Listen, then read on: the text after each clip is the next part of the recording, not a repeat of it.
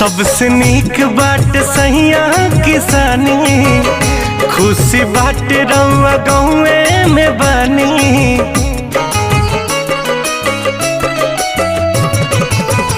सबसे नीक बाट सहिया किसानी, खुशी बाट रउआ घरवे में बानी। मुहारो कमाई